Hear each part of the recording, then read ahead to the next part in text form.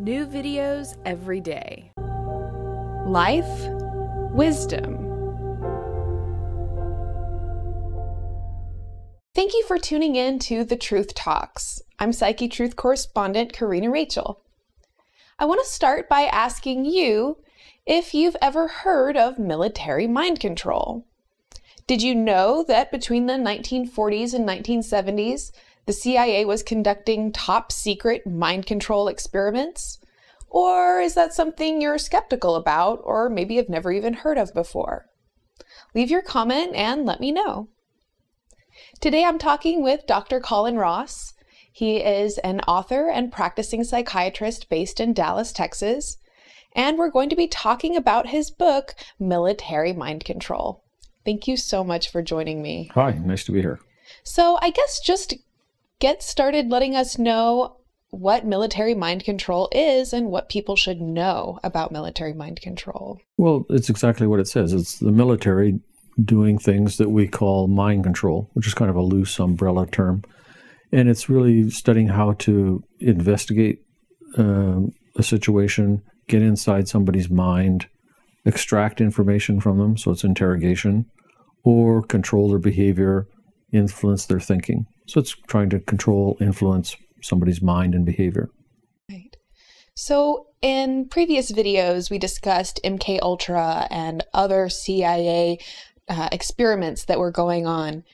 What else would you direct people to, or what else do you think is important for people to know about these experiments that were going on? Well, there's a lot of them. They were funded by the CIA, the various branches of the military. Sometimes the U.S. Public Health Service participated, National Institute of Health, and the money would kind of shift back and forth. So it's a mixture of military money, CIA, general government money. And the experiments were done not in some like secret lab way underground somewhere, but all the major universities, Johns Hopkins, Yale, Harvard, Cornell, Tulane, UCLA, the list goes on and on. Mm-hmm. And the experimenters were really leading figures in medicine in general and in psychiatry. And all of this is completely documented, completely based on facts. And it spanned really got going in the Second World War and then goes up to the early 70s. Then almost all of it is still classified since then. So interrogation techniques is probably the main thing that most people are familiar with. And clearly it would make sense that investigating interrogation techniques would be something that the military would be doing. But in terms of actual mind control that is used for the purpose of controlling people's behavior or making people act in certain ways or do certain things, what are the implications of that kind of research, and how was that used? Just on soldiers, or?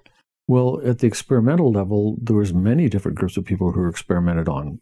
Mental health patients, prisoners, drug addict, drug offender type prisoners, terminal cancer patients, military personnel, and also unwitting civilians. So civilian populations who didn't know they were being subjected to radiation, different kinds of germs, LSD. So there's many, many different groups have been targeted. So people without any prior knowledge and without any consent were actually being experimented on in these experiments? Right, and that would include injecting them with plutonium without their knowledge or consent, having prostitutes pick them up in bars, take them back to a safe house, slip them LSD without their knowledge. Things that you would think would be impossible that are completely documented and factual. Wow. So what are the ethical implications of doing something like that to someone that they don't know about, and then all of the repercussions that could happen as a result? Well, the ethics are pretty obvious. It completely violates all kind of human decency, human rights, democratic freedoms, and basic medical ethics. So it's kind of the military is on the hook for violating the principles of democracy, basically. And the medical doctors who participated additionally are violating medical ethics and the Hippocratic Oath. The implications are some people got serious pneumonias from some of the germs that were spread around in the San Francisco Bay Area. Other people suddenly become psychotic. They're hallucinating. They're on an acid trip. They don't know why. They think they're going crazy. And part of the problem with the experiments is no follow-up. So we don't know, and nobody took the responsibility of checking to find out some of these people kill themselves or end up in a mental hospital, or did they do fine, or what happened?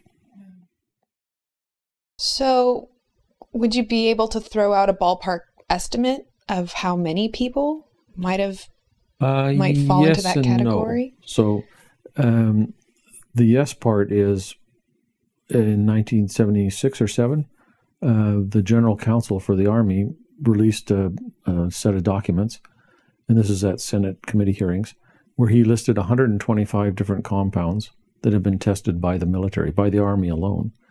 And he said that about 1,500 people had been tested with LSD, but the documents clearly show it was at least 4,000.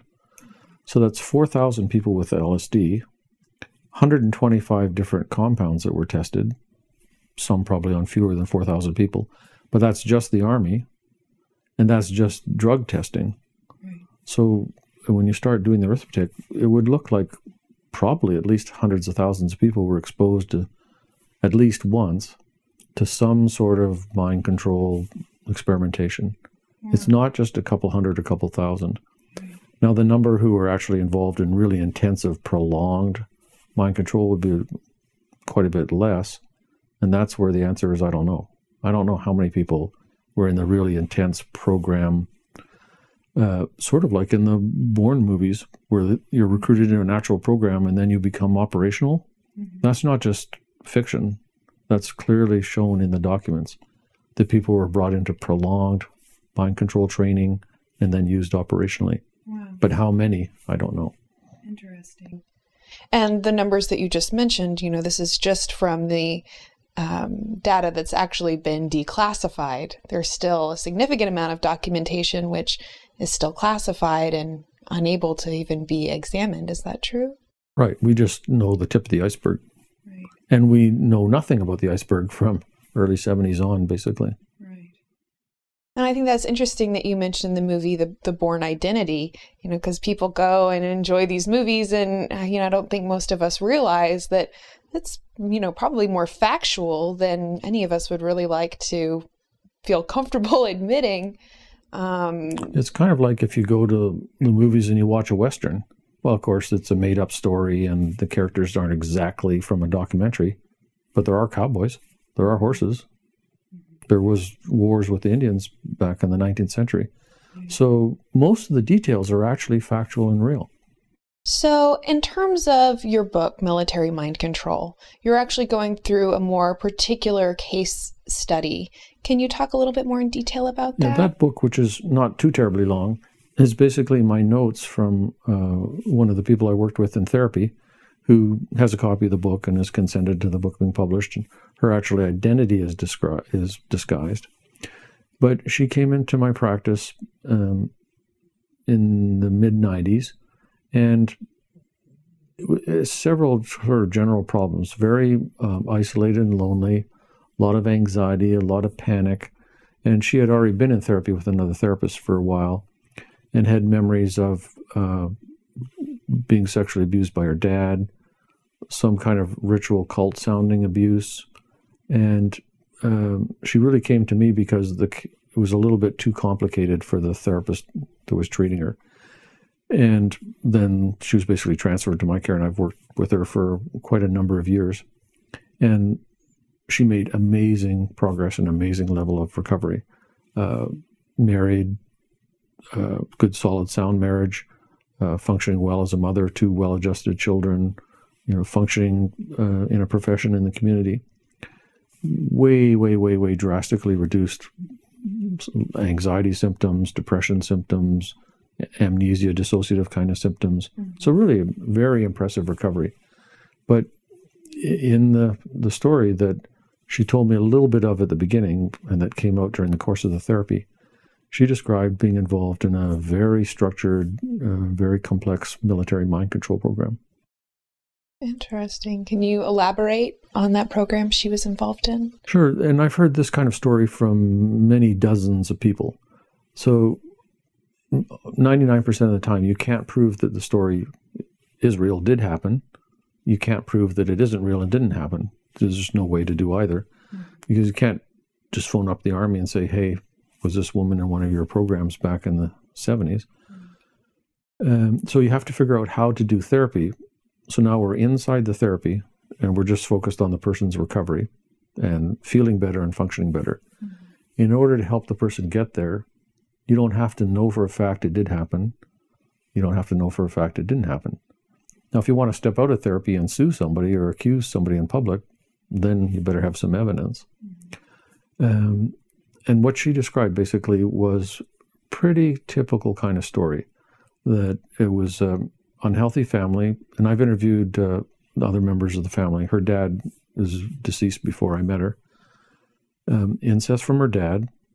Her dad was plugged into, he was former military himself, and he was plugged into some suspicious characters, publicly known people actually, who are definitely crime-related suspicious characters. And he basically took her to a military base. We're not sure of the exact location. And repeatedly, this training and experimentation was done on her. And it included things that are also in the documents. So these are documented elements of mind control.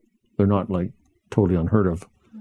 Whether it's actually true, she actually experienced that, can't prove or disprove. But what she's describing is very similar to what's in documents. And that is, first of all, she's a kid. She's taken in there. There's sensory deprivation, isolation type things done to her. There's she's drugged at least on the trip there and the trip back, maybe during the trip. And some of the steps out of the documents a little bit. So she's subjected to training films of various kinds, some memorization exercises. She's terrified, intimidated, threatened in a variety of different ways. There's a bunch of sex gets mixed in, and basically she's parts of her mind are split off, and those parts of her mind, which are the new identities, which are created through mixture of all these techniques, are then used in sort of practice experiments, basically as prostitutes. So she's having sex with guys who are brought into a room, and it's being observed by the mind control doctors. And there's some sort of mild torture stuff that's done to her just to test whether she can block out pain.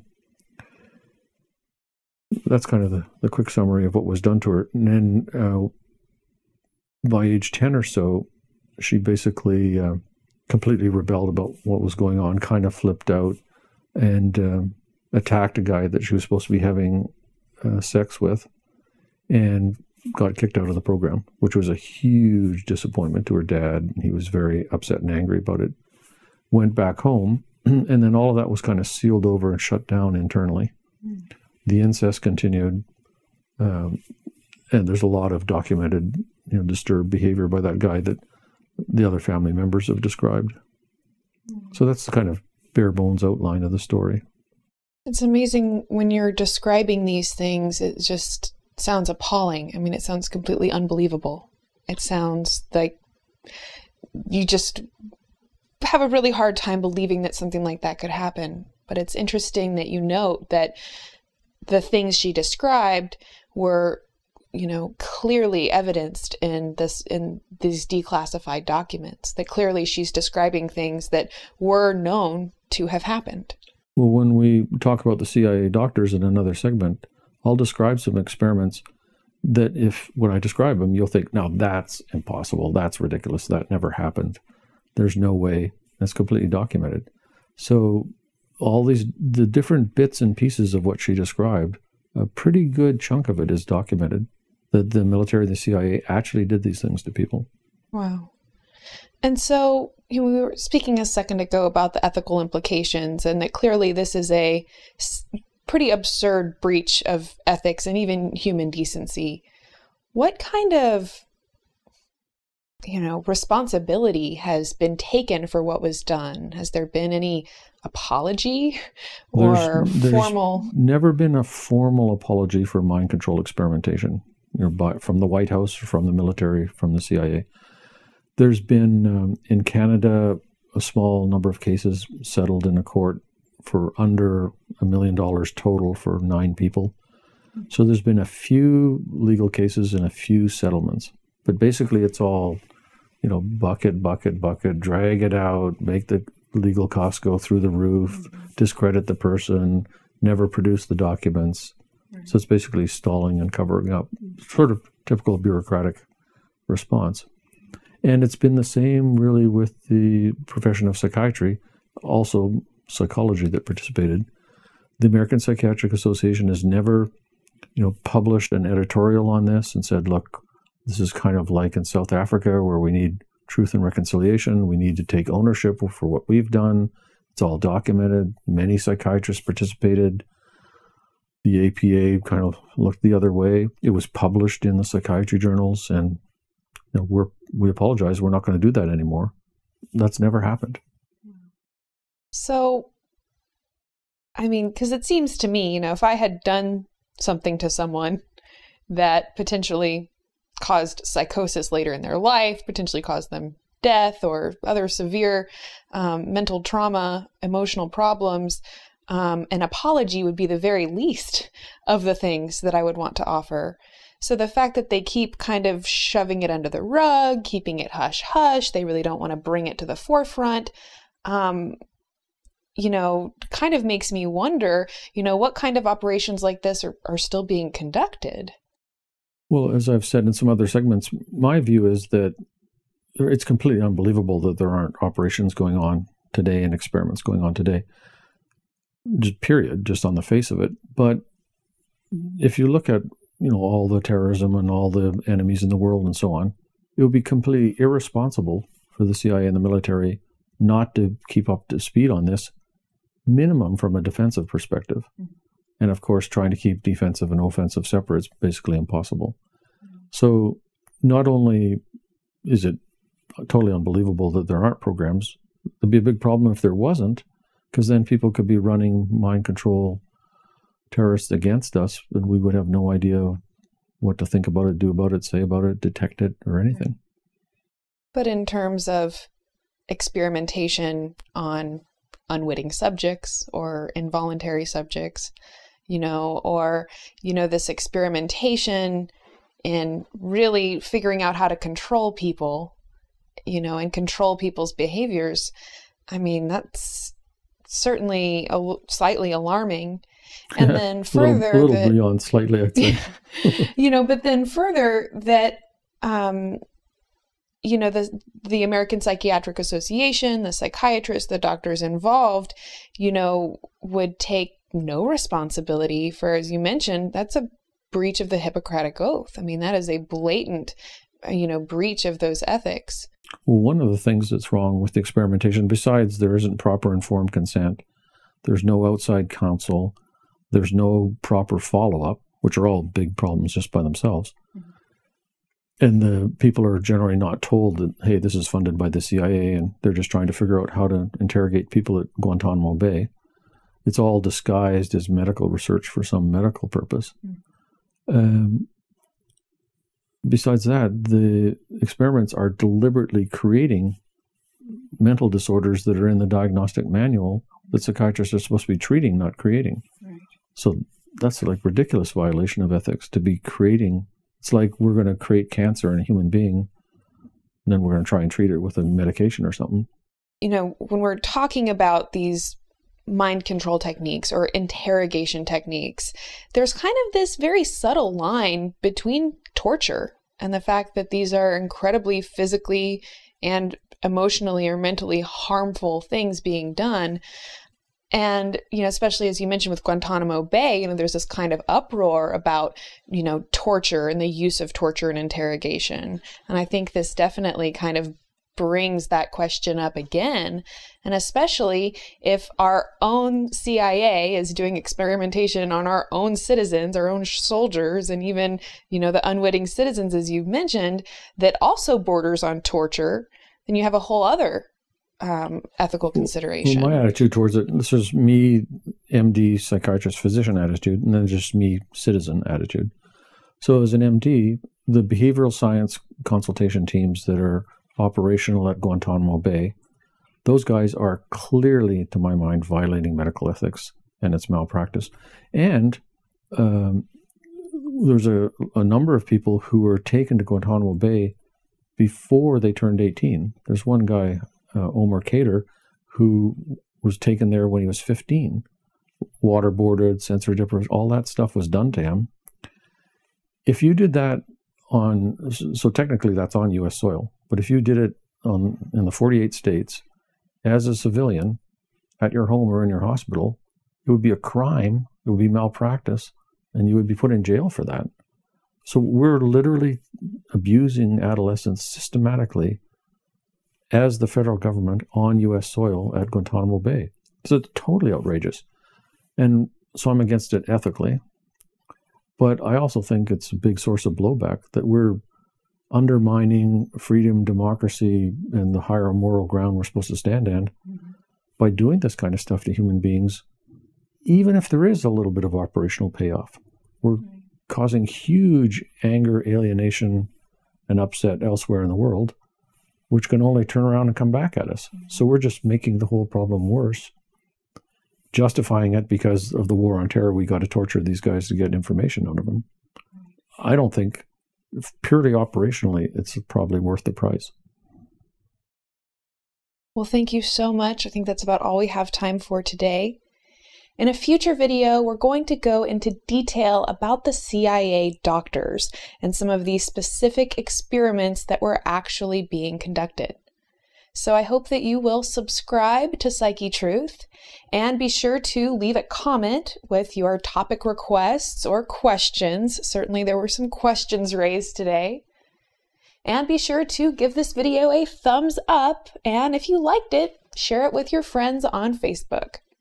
I look forward to seeing you again next time. Thank you so much for watching.